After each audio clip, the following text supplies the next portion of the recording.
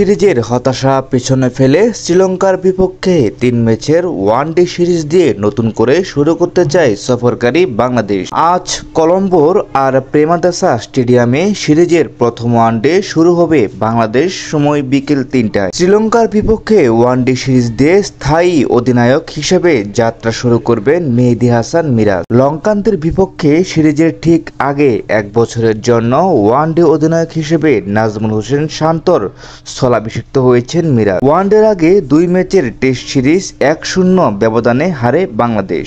প্রথম test draw হলেও দ্বিতীয় ও শেষ টেস্ট ইনিংস ও ৭৮ রানে হারে টাইগাররা। প্রথম টেস্টে ব্যাট বল হাতে দারুণ পারফরম্যান্সে আধিপত্য বিস্তার করে ম্যাচ ড্র করে বাংলাদেশ, কিন্তু দ্বিতীয় টেস্টে ব্যাটিং ব্যর্থতায় ম্যাচ হারে টাইগাররা। সফরের শুরুতে হওয়া টেস্ট সিরিজে হারের লজ্জা পায় বাংলাদেশ, তাই টেস্ট সিরিজের ব্যর্থতা ওয়ানডে সিরিজে প্রভাব ফেলতে পারে বলে অনেকেই ধারণা করেছেন।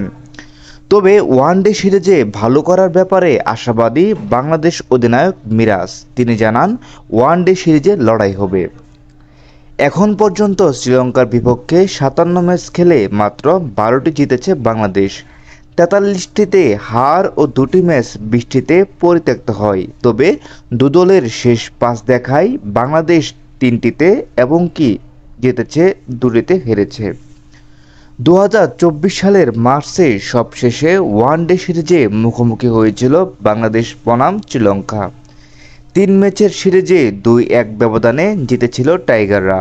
এরপর আফগানিস্তান এবং ওয়েস্ট ইন্ডিজের বিপক্ষে ২-৩টি ম্যাচের ওয়ানডে সিরিজ খেলে বাংলাদেশ। আফগানিস্তানের কাছে ২-১ ব্যবধানে হারের পর ওয়েস্ট ইন্ডিজের কাছে হোয়াইট ওয়াশ হয়েছিল টাইগাররা। শান্ত অনুপস্থিতিতে ওয়েস্ট ইন্ডিজ সিরিজে বাংলাদেশকে নেতৃত্ব দিয়েছিলেন মিরাজ। এরপর গত ফেব্রুয়ারিতে আইসিসি চ্যাম্পিয়ন্স ট্রফিতে অংশ নেয় বাংলাদেশ। এ গ্রুপে ৩ ম্যাচের মধ্যে প্রথম ২ ম্যাচে ভারত ও নিউজিল্যান্ডের কাছে পরাজিত হয়ে টুর্নামেন্ট থেকে বিদায় নিশ্চিত হয়ে যায় টাইগারদের। গ্রুপ পর্বে বাংলাদেশ পাকিস্তান ম্যাচটি হয় পরিত্যক্ত। চ্যাম্পিয়ন্স ট্রফির পর আন্তর্জাতিক অঙ্গনে আর কোনো ওয়ানডে খেলেনি টাইগাররা।